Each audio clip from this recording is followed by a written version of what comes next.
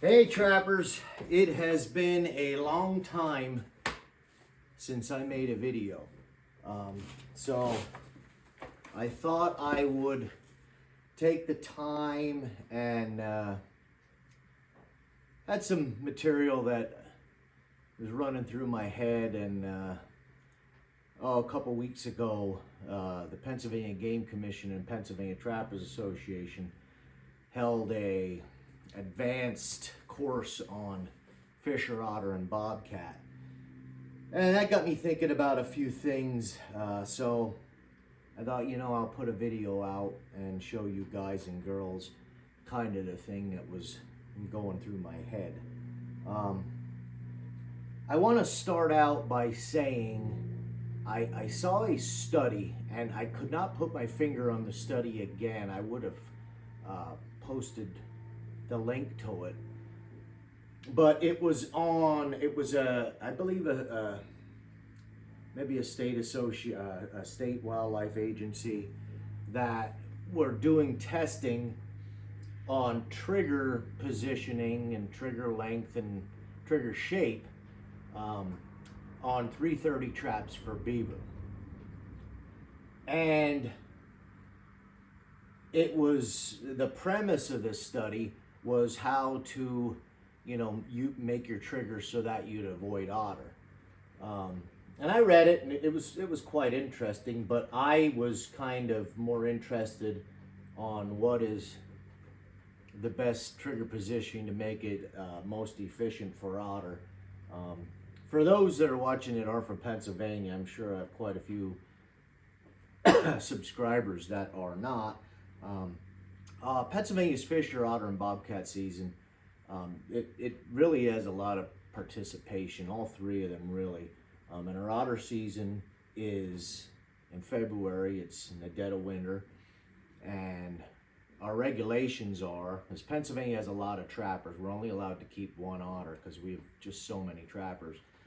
It's a very short season, and it's at a pretty brutal time of the year, and that's simply to protect the resource because we have so many trappers that might be out chasing otter. But that little bit of background there, back to that study, I was interested in this to see what would be the most efficient trigger position for body grip traps and otter.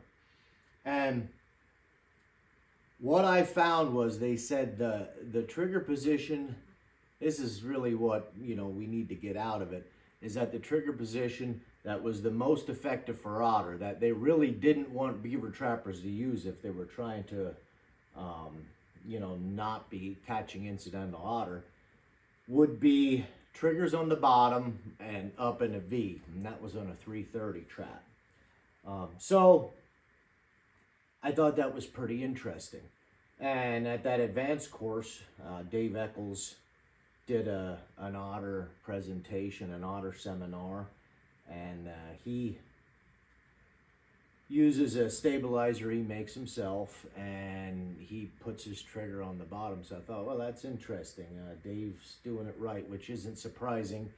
Dave is an excellent otter trapper. He teaches otter at the Fur Taker College, and he has a lot under his belt. So I thought, if I'm going to chase otter again, I was lucky enough to get one the first year they were open in our WMU, but I caught it up on a toilet in a dirt hole set. But I wanted to have a little bit of otter specific equipment, and a lot of trappers, expert otter trappers, I just want to make it clear here, I am not an otter trapper. I'm a very, very green otter trapper. But I know some really good otter trappers, and they say really for targeting otter and otter only, the 280 is about the perfect trap. Now what I did with this 280 is I had the trigger on the bottom, just like I read in that study is the most effective way to catch otter. And I actually made it, bend it into a bit of a circle, and that's because a 280 is a little bit smaller of a trap than a 330, and I wanted to just make a little more inviting, you could say, hole open area for that otter to get through. But the main, the part I want you to understand is the triggers on the bottom.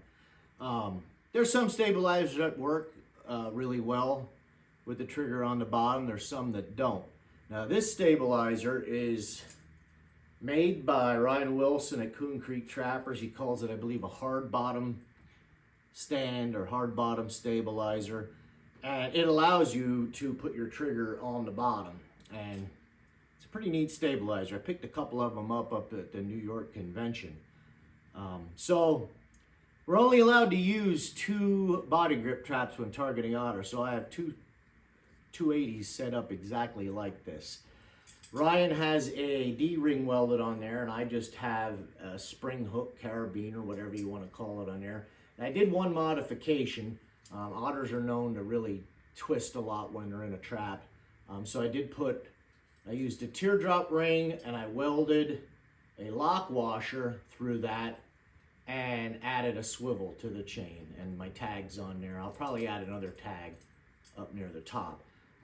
These teardrop rings are really nice for attaching to body grip traps, but what I don't like about them is when you put a J hook through them, it can bind a bit. Maybe I need to try a smaller 3/16 inch J hook. That might not be as problematic, but if you have access to a welder, just putting a lock washer in there is a real easy way to attach your swivel.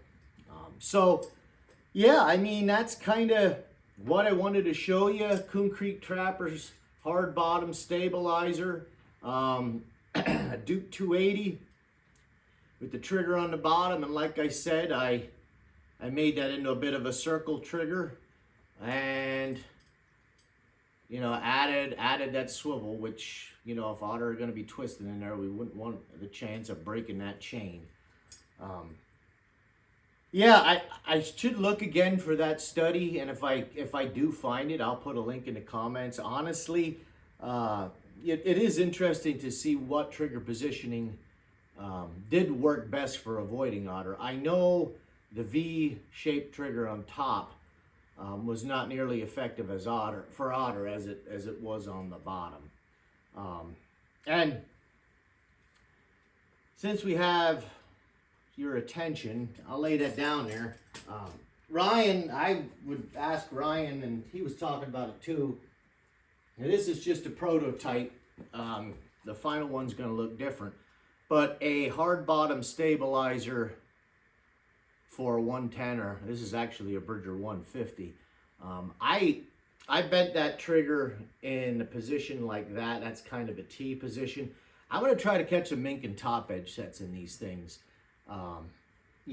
Play around with it a little bit, and man, it would sure be easy to, use a body grip for top edges, not having to deal with a weight, when you're had the chance of catching raccoons. So I did, just a side note, that is not the stock Bridger trigger. I so wish Minnesota Trapline Products would fix the triggers on some of their body grip traps. The 150 is a great size trap.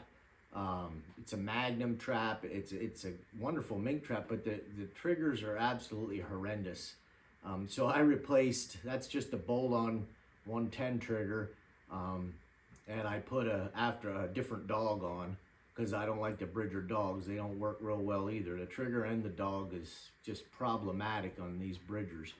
So I hope it's something that Minnesota fixes. And, if you ever use 150s, you probably know about it. The 159 has a horrendous trigger too. So let the Cavens know, fix their triggers on their body grip traps. But I'm excited. Ryan's going to send me a prototype and for me to check over of this hard bottom 110 stabilizer. And I'm going to get some traps rigged up exactly like this.